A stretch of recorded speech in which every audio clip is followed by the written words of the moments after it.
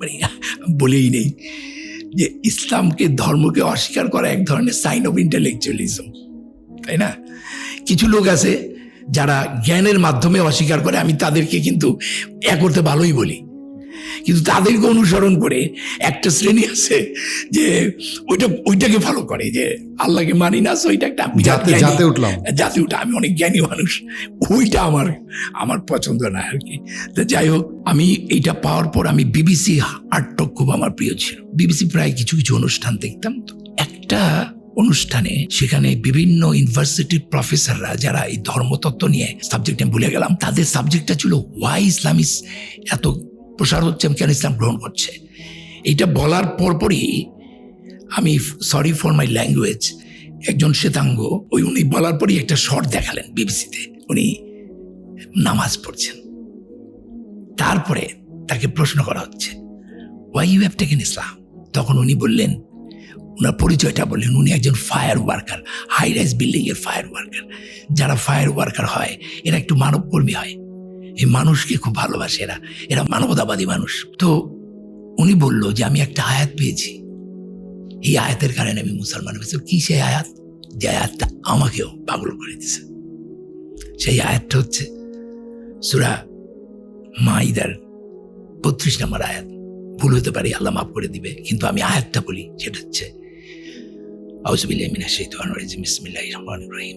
এই কারণেই বনি ইসরায়েলের উপর আমি এই বিধান দিলাম যে নরহত্যা বা পৃথিবীতে ধ্বংসাত্মক কার্য করা হেতু ব্যতীত কেউ কাউকে হত্যা করলে সে যেন পৃথিবীর সকল মানুষকেই হত্যা করল।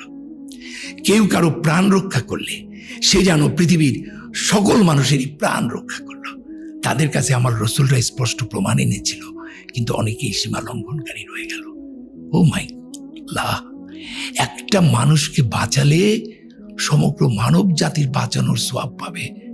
কোনো কজ ছাড়া একটা মানুষকে হত্যা করলে, মানে যে পৃথিবীকে ধ্বংস করছে তাকে হত্যা করাটা জায়েজ, কিন্তু কোনো যুক্তিযুক্ত কারণ যেটা ধ্বংস করে না, এরকম যদি হয়, আপনি যদি একটা মানুষকে হত্যা করেন তাহলে সমগ্র মানব জাতির হত্যার পানিশমেন্ট আপনি পাবেন। ওই ফায়ার ওয়ার্কার বলতেছে যে একটা মানুষকে বাঁচালে যদি সমগ্র মানব জাতিরকে বাঁচানোর সওয়াব পাওয়া যায়, এত বড় আয়াত তো আমি কোনো গ্রন্থে পাই নাই। Why shall I not take the Islam? উনি যখন এটা বলছে তখন ওই আয়াতটা আমার মুখস্থ। আরো অনেক আয়াত আছে, সূরা আহজাবের মোস্ট প্রবাবলি 27 নম্বর আয়াত হবে আমার যতদূর মনে পড়ছে। সেটা বলছেন যে আল্লাহ, পৃথিবীর সমস্ত গাছ যদি কলম হয় আর এই যে সমুদ্র এর সঙ্গে যদি খালি, সেই সঙ্গে আরো 7 সমুদ্র যুগ দিয়ে যদি খালি হয়, তবুও তোমরা আল্লাহর গুণাবলী লেখে শেষ করতে পারবে না, কারণ তিনি শক্তিমান তত্ত্বজ্ঞানী। This is my point. শক্তিমান তত্ত্বজ্ঞানী, তিনি সর্বশ্রেষ্ঠ তত্ত্বজ্ঞানী। এই সর্বশ্রেষ্ঠ তত্ত্বজ্ঞানীটা যে কতবার কোরআনে আল্লাহ বলেছেন। মজার ব্যাপার হচ্ছে, এই তত্ত্বজ্ঞানী বলার পরপরই উনি একটা অসাধারণ তত্ত্ব দিয়েছেন। সে আয়াতটা কি? আউযুবিল্লাহি মিনাশ শাইতানির রাজিম, বিসমিল্লাহির রহমানির রহিম। আল্লাহ বলতেছেন, তোমাদের সকলের সৃষ্টি ও পুনরুত্থান একটি মাত্র প্রাণীর সৃষ্টি ও পুনরুত্থানের সমান। আর আল্লাহ তো সব দেখেন ও শুনেন।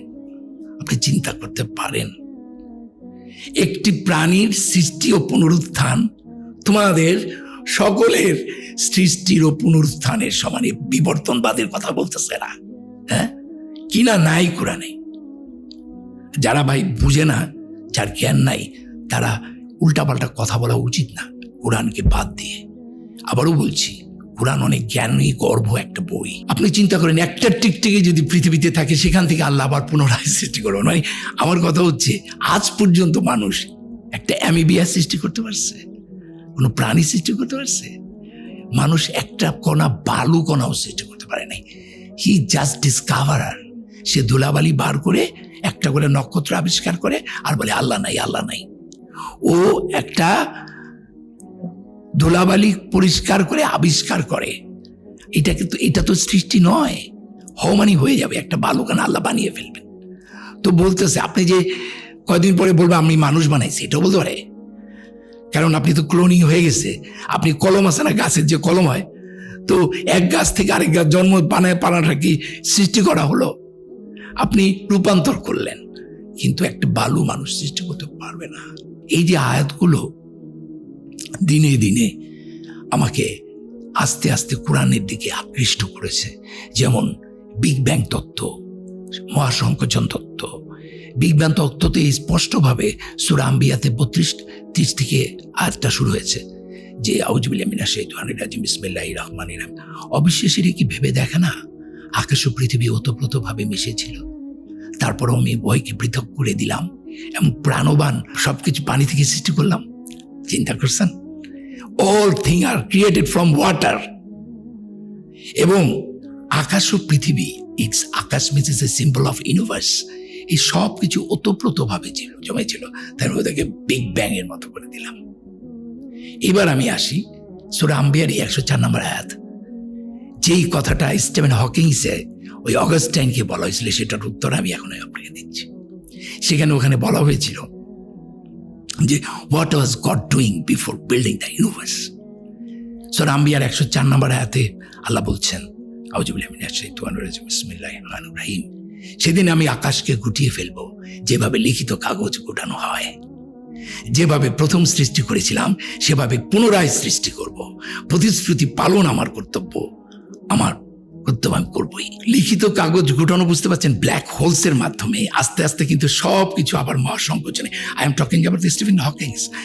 টোটাল আবার একটা জায়গায় চলে আসবে। এই যে পৃথিবীটা যখন, সূর্যটা যখন নিভে যাবে, এটা একটা ব্ল্যাক ম্যাটারে পরিণত হবে। এবং যেটা হয় এরকম জমতে জমতে জমতে জমতে একসময় মহাবিশ্বের সবগুলোকে সে একত্রে নিয়ে আসবে। তাহলে ওতপ্রোতভাবে এটা ছিল, আল্লাহ বিগ ব্যাং করলেন, আবার ওইটা আবার আগের জায়গায় চলে গেলেন। কি বলেছেন? আমি তারপর আবার পুনরায় সৃষ্টি করব। তার মানে এক বিগ ব্যাং থেকে মহাসংকোচন, আবার সেই মহাসংকোচন থেকে আবার বিগ ব্যাং, এইটাও infinite time. So what was God doing, it is out of question. এটা আমার প্রশ্নই হতে পারে না।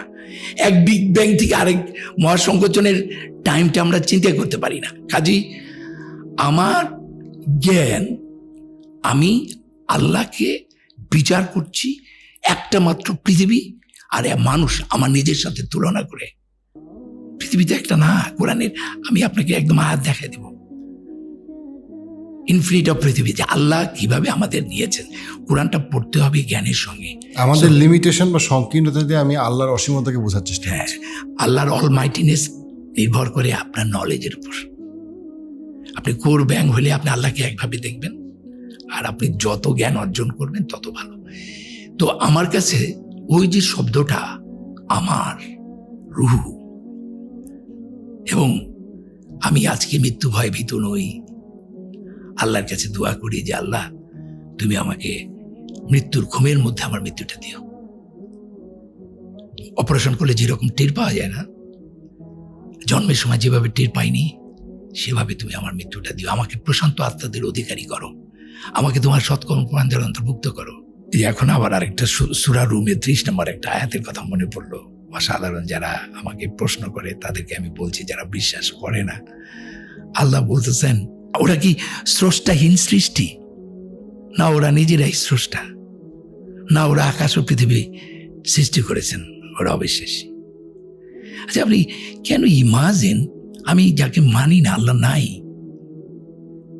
তাহলে এই এমনি হয়ে গেল এগুলো সব? এত সুন্দর, জোড়ায় জোড়ায়, এত চমৎকার, এমনি হয়ে গেল? হতে পারে এটা? আর আমার জ্ঞান কতটুকু এই মহাবিশ্বে, এই ইনফিনিটি স্টেজে? আর আমি এত বড় জ্ঞানী হয়ে গেছি, আমি তোকে প্রমাণ দিতে পারতেছি না আল্লাহ আছে। আমি নিদর্শন পেয়ে গেছি। আমি এই মানুষটি একটু হলো টের পাচ্ছি আল্লাহর অস্তিত্ব, যে কারণে পাগল হয়ে গেছি। কিন্তু তোমাকে আমি চাইলেও তো তোমার আমি আল্লাহরে দেখাইতে পারব না যে আল্লাহ আছে। আল্লাহ এই কারণে আল্লাহ নাই। তো তুমি কোন জ্ঞানের উপর ভিত্তি করে বলো আল্লাহ নাই? কত জ্ঞানী তুমি? হ্যাঁ, এমনি এমনি সব এত চমৎকৃত, শৃঙ্খলিত। এত বছর আগে নক্ষত্ররাজি যে অস্তমিত হয়, এই কথা তখন আবিষ্কার হয়েছিল। কক্ষপথ শব্দটি, আমার আরেকটা কথা আমার এখানে উল্লেখ করা দরকার। আমি তখন একটা ডেইলি সোপে অভিনয় করছি। আমার সাথে অপর্ণা ঘোষ বলে একটা মেয়ে আছে, আর আমার খুবই respectable my best one of the actor Afroza Banu, উনি আছেন। উনি আমার মেবি মায়ের রোল করছিলেন বা এরকম একটা কিছু। তো আমি বলছিলাম যে সূর্যের কক্ষপথ আছে, শুনেন। আমি বলছি সূর্য তার নিজস্ব কক্ষপথে। উনি তখন রিঅ্যাক্ট করলেন, বলছে রাকায়েত সবকিছুতে পণ্ডিতি করো না। উনি রাইট, শি ইজ রাইট, আমি তার প্রতি শ্রদ্ধা রেখে বলছি সূর্যের কক্ষপথ নাই। পৃথিবী, সূর্য নিজের পৃথিবীর কক্ষপথ আছে সূর্যের চারিদিকে, সূর্যের কিসের কক্ষপথ? আমি তো বলে প্রমাণ দাও। আমার তো ওই জায়গাটা জ্ঞান থেকে গেল। আমার অবস্থাটা দেখে রুমা করে একটা নায়িকা ছিল, ওর বোনকে ফোন করলো। আমার অবস্থাটা দেখে যে রাখাত ব্যথন এরকম হয়ে গেল। ও ওখানে পড়ালেখা করছে ফিজিক্সের উপরে, ও বলছে আপু এটা আমার কোনো ধারণা নেই। তো আমি চুপ করে আছি, কিছু বলিনি, কারণ আমি তো এখানে ঠেকে গেছি, আমার তো কিছু বলার নেই। আমার একজন বিখ্যাত টিচার আছে নটরডেম কলেজে, আমি যেহেতু নটরডেম কলেজ থেকে পড়েছি, সুশান্ত স্যার, পদার্থবিদ। হ্যাঁ, সুশান্ত স্যারকে ফোন দিয়েছি, বয়স হয়ে গেছে, আল্লাহ জানি না উনি বেঁচে আছেন কিনা। তো স্যারকে বললাম, স্যার আমি কাজী রাখায়েত। বলছি হ্যাঁ, তোকে আমি চিনি, তার নাটক দেখেছি আমি। বলে যে স্যার আমি তো একটা বিপদে পড়ছি স্যার, আপনি এত সুন্দর উনি পড়াতেন। ওনার প্রশ্নের ধরনটা আমাদেরকে এভাবে শিখিয়েছে যে ঠেলা গাড়িকে বলা হলো, তোমরা বাচ্চারা ব্যাখ্যা করো, ঠেলা গাড়িকে বলা হলো এই ঠেলা গাড়ি ঠেলা দাও। বলে ঠেলা দেবো না স্যার, আমি নিউটনের তত্ত্ব শিখছি। কি শিখছস? বলে ঠেলা গাড়ি ঠেলা দিলে নিউটনের তত্ত্ব অনুযায়ী ও আমারে ঠেলা দিব, তাহলে তো গাড়ি আগাইব না, এবার ব্যাখ্যা করো। এরকম ধরনের খুব ক্রিয়েটিভ কোয়েশ্চেন করতো আর কি। হ্যাঁ, তো স্যার আমাদের খুব প্রিয় প্রশান্ত স্যার, পদার্থবিজ্ঞানের। স্যারকে বললাম যে স্যার আমি তো একটা বিপদে পড়ছি স্যার, আমাকে তো এরকম আপনার জাপার সাথে আমার একটা তর্ক হয়েছে, সূর্যের তো কক্ষপথ কি, সূর্যের কি কক্ষপথ আছে? উনি তো একজন কলেজের টিচার, উনি যেটুকু পড়েছেন ওনারও তো একটা সীমা আছে। উনি আমাকে বললেন যে আই এম সরি রাকায়েত, আমিও জানি না এটা সূর্যের কক্ষপথ আছে, এটা আমার জ্ঞান নাই। কেমন লাগে? আল্লাহ যে পর্বিত পর মালির ঘাড়ে সে ছিল গাছের আরে। আমি হঠাৎ করে আমার লাইব্রেরিতে গিয়ে স্টিফেন হকিংসের ওই বইটা ঘুরাইতে ঘুরাইতে গিয়া একদম জাগা মতো গিয়ে পড়লো। ওখানে পেলাম হবল টেলিস্কোপের কথা। মাত্র 90 বছরও হয় নাই বা 100 বছরও হয় নাই হবল টেলিস্কোপ আবিষ্কার হয়েছে।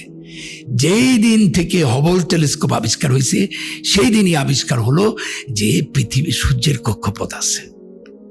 অর্থাৎ আমরা দেখবেন এই যে স্পাইরালের মতো যেটা ছায়াপথ, আমাদের যে সূর্যের পরিবারগুলো, ওই যে ইঞ্জিনিয়াররা যেটা রড এরকম আর কি, এটা স্পাইরাল একটা ফর্ম আছে। প্রত্যেকটা সূর্য একটা কক্ষপথে ঘুরে। আমাদের যে সূর্যটা, সেই সূর্যটা 1.5 কোটি আলোক বছর পর আবার আগে চলে আসে। সুবহানাল্লাহ। আজকে বলেন তাহলে, আমি আফরোজাবাকে বলেছিলাম কারণ কোরআনে বলেছিল যে আল্লাহ সৃষ্টি করেছেন রাত্রি ও দিন ও সূর্য ও চন্দ্রকে, সূরা আম্বিয়ার, প্রত্যেকে নিজ নিজ কক্ষপথে বিচরণ করে। এইটাও আমাকে কোরআনকে অ্যাট্রাক্ট করার আরেকটি কারণ। গ্যালিলিও নামক একটা নাটকে আমি অভিনয় করেছি, কোপার্নিকাসকে পুড়িয়ে মারা হয়েছে, তাই না? আমি 110 বছরের একটা রোলে অভিনয় করছিলাম, গ্যালিলিও দাঁড়িয়ে আছে, আমি তাকে চিৎকার করছে বলছিলাম পৃথিবীতে বাস করে পৃথিবীর খেয়ে পড়ে তুমি পৃথিবীকে অপমান করতে চাও, তোমাকে আমরা পুড়িয়ে মারবো। কারণ উনি গ্যালিলিও বলছিল পৃথিবীর কোনো কিছু স্থির না, মহাবিশ্বের কিছু স্থির না, এমনকি সূর্য না। কিন্তু সূর্যর কক্ষপথ আছে কিনা সেটা গ্যালিলিও বইলা যায় নাই, সেটা মাত্র ডিসকভার হয়েছে হবল টেলিস্কোপ আবিষ্কার হওয়ার পর। তাহলে 1400 বছর আগে কিভাবে কোরআনে বলে যে আল্লাহ সৃষ্টি করেছেন রাত্রি ও দিন ও সূর্য চন্দ্রকে, প্রত্যেকে নিজ নিজ কক্ষপথে বিচরণ করে। আপনি একটা ব্যক্তিগত ফিলসফির কথা বলতে গিয়ে 1 এবং 99 কথা, 1 এবং 99 কথা যেটা বলছিলাম, যে সেটা হচ্ছে যে আমার কাছে দেখলাম, দেখুন আমি ফার্স্ট হয়েছি নটরডেমে, আমার প্রায় অনেক ভালো মার্ক ছিল, আমার 800 মার্ক ছিল। আমার স্ট্যান্ড হয় না কারণ আমার হাতে লেখা খুব খারাপ, আমি লিটারেচারে খুব পড়ছিলাম, ইংরেজিতে খুব খারাপ ছিল। আমি দেখলাম যখন আমি ধর্ম ত্যাগ করেছি বইয়ের থেকে, যেটা আমার গল্পটা আগে বলেছিলাম, এরপরে না আমি একদম সবাই, কিন্তু শেষে গিয়ে আমার কিছু হয় না। আমার সংসারটা ভেঙে গেল, আমার বিজনেস ভেঙে যাচ্ছে, আমি অ্যাওয়ার্ড গরুতে পেতে গিয়েও পাই না, 99 যাই আবার 0 হয়ে যায়। ওই যে একটা কথা আছে, সুমনের একটা গান আছে, পাগল সাপলুটু খেলছে ভগবানের সাথে, মানে 99 যায় আবার কেটে আসে। সো আপনি 99 পারলেই যে আপনাকে 100 হবে, এই তখন আমার গোড়ের ফিলসফিটা আমার মাথার মধ্যে কাজ করলো। ওই লোকটা 99 করে মারা যায়, 100 করতে পারে না, 100 গোড় করতে পারে না। সেখানে আমার মনে হলো যে এই এক হচ্ছে আল্লাহ, এই এক আমাকে 100 দেবে। 100 মানে হচ্ছে পিস, শান্তি, 100 মানে হচ্ছে প্রাপ্তি, সব। সো উইদাউট 1 100 হবে না। তুমি যতই পণ্ডিত হোক 99 পর্যন্ত করবা, হ্যাঁ, কিন্তু তুমি 100 হবে না তোমার। এরকম একটা আমার ভাবনা কাজ করা শুরু করলো, কারণ আমার তো খাচ্ছে না কিছুই। বিশ্বাস করবেন, যেদিন থেকে এই এককে আমি স্বীকার করেছি, সেদিন থেকে আল্লাহ সুবহানাহু ওয়া তাআলা আমাকে সব দিয়ে দিয়েছেন, সব। এত সম্মান আর কত। আমি যখন অ্যাওয়ার্ডটা নিচ্ছিলাম ওই সময় প্রাইম মিনিস্টারের হাত থেকে, তখন হুজুর এক ইমাম একটু কোরআনের আয়াত পড়ছিলেন, যে আয়াতটা দিয়ে আমি নামাজ পড়তাম, তখন আমার চোখ ছলছল করে উঠলো। সে আয়াতটা হচ্ছে সূরা নাহলের 98 নম্বর আয়াত, এরকম কাছাকাছি হবে, একটু এদিকে হতে পারে। আউযু বিল্লাহি মিনাশ শাইতানির রাজিম, বিসমিল্লাহির রহমানির রহিম। বিশ্বাসী হয়ে পুরুষ ও নারীর মধ্যে যে কেউ সৎকর্ম করবে, তাকে আমি আনন্দপূর্ণ জীবন দান করব, তাদের কর্মের শ্রেষ্ঠ পুরস্কার তাদেরকে দান করব। এইটা উনি পাঠ করলেন, আমার চোখ দিয়ে টপ টপ করে ইমোশনাল হয়ে গেলাম আমি। বলি, উনি এত সুন্দর জায়গাটা সিলেক্ট করলেন এই জাতীয় পুরস্কারের অনুষ্ঠানে, বাহ, দারুণ। তো আমি মনে করি আমার যে মুদ্রা কথা, আমার হয়তো ব্যাংক ব্যালেন্স নাই, হয়তো আমার গাড়িটা ভাঙা, 25 বছর 20 বছর ধরে একই গাড়ি চালাই, হয়তো আমার জুতাটা খুয়ে গেছে, হয়তো আমি সাদা এই ড্রেস ধারণ করেছি, এটাও একটা কারণ আছে। এখন এটা এক ধরনের, যে হজে গেলে সাদা কাফনের কাপড় পরে যেরকম, আমি যেদিন তার কাছে সারেন্ডার করেছি পুরোপুরি, সেদিন থেকে আমি সাদা পরি। আর এটা কিন্তু সাদা না, it's a combination of 7 colours, 7টা রং এটার মধ্যে আছে। সাদা খুব প্রিয় আল্লাহর, না? তো আমার কাছে মনে হয়েছে, আমি যেটা বলে যাই, যে বিশ্বাসী হয়ে যে সৎকর্ম করবে, তার হয়তো প্রাচুর্য হবে না, কিন্তু প্রাচুর্য হলে কি সুখী হওয়া যায়? অ্যাপার্টমেন্ট, ঝকঝকে অ্যাপার্টমেন্টের চেয়েও একজন রিক্সা চালক অনেক সুখে আছে, কারণ আপনি একজন মনোবিজ্ঞানী, আপনি জানেন যে আসলে শান্তিটা মনের। তো আমার কাছে যেটা মনে হয়েছে, আর কত সম্মান দিবে আল্লাহ আমাকে, নুয়ে পড়ছি। তবে অবাক হচ্ছি, ইদানিং আমার বিশ্বাসটা হয়েছিল হয়তো 0.11%, আস্তে আস্তে আস্তে আস্তে কোরআন পড়ে পড়ে পড়ে পড়ে প্রতি বছর লেয়ার টু লেয়ারে যেতে যেতে যেতে যেতে যেতে যেতে এখন আমার বিশ্বাসটা আস্তে আস্তে বাড়ছে। এই বাড়াটা কোরআন ছাড়া সম্ভব নয়। কোরআন এবং গণিতের মধ্যে অনেক সুন্দর কিছু সামঞ্জস্যপূর্ণ বিষয় চিন্তা করেন, গবেষণা করেন, যেটা সম্পর্কে আমাদের শিক্ষিত সমাজ একেবারেই জানে না। তো কিভাবে এটা আপনার শুরু হইলো? মানে কেন কোরআনের বিস্ময়ে জায়গায় আপনি গণিতকে কিভাবে মিলাইলেন, এবং সেখানে আপনি যদি কিছু আমাদেরকে যদি উদাহরণ দেন যে কেন কোরআনের একটা গাণিতিক ভাষা অথবা কোরআনের একটা গাণিতিক অলৌকিকতা আপনাকে মুগ্ধ করলো? রাইট, এটা খুবই গুরুত্বপূর্ণ। আমি যখন